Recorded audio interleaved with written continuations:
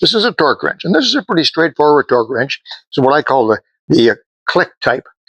There's the bar swing type, old-fashioned torque wrench with a crescent-shaped bar across the back, and when you pull on the wrench, the needle stays still, and the wrench turns, and you try to read on there. They work pretty well. I used one for years and years, but these are much, much nicer. One of the things about torque wrenches is that you're trusting the wrench, and these can get out of adjustment. Yeah, they sure can. If they're dropped 2 or 3 times, if you make the mistake of setting it for 150 and leaving it there for long periods of time, it can affect the spring inside here, which is crucial to an accurate measurement. If you don't know this, you should know that after you set this and then torque all your wheels and you go to put this away, loosen it off first, take it right down to 0. So there's no spring tension on this. Anyway, the way it works is very simple. If you put the torque wrench into your socket, wherever it happens to be, and this particular, I just have an adapter stuck into my bench vise. This particular one is set for 100 pounds. And so when you pull, listen, when you have 100 foot-pounds of torque, it goes click, just like that, stop turning. If the torque is not correct, it can create a number of problems. If it can break a stud nut, it can actually break a stud nut, believe it or not. If the torque is too high, if it's too low, the stud nut potentially could come off.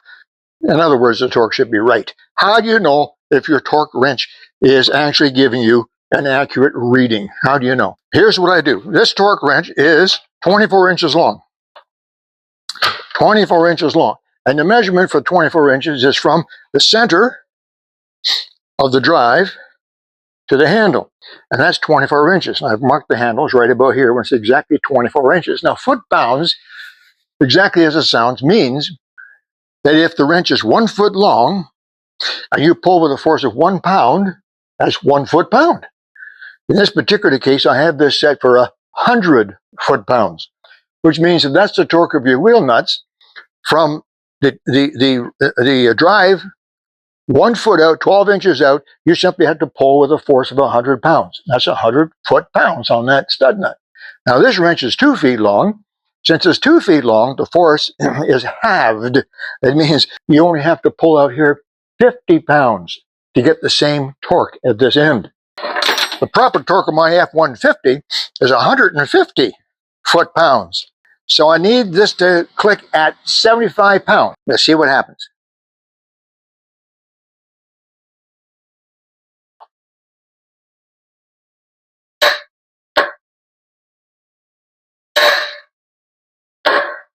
£75, right on. So I know that this torque wrench is accurate, so I can go ahead now and very confidently use this torque wrench to torque the nuts on my F-150. Just that simple. Quick, easy, simple, cheap, free way to check the accuracy of your torque wrench. Hope there was something in there of value to you guys. Talk to you again soon. I got to give you and Dan, let's put up some more Christmas lights.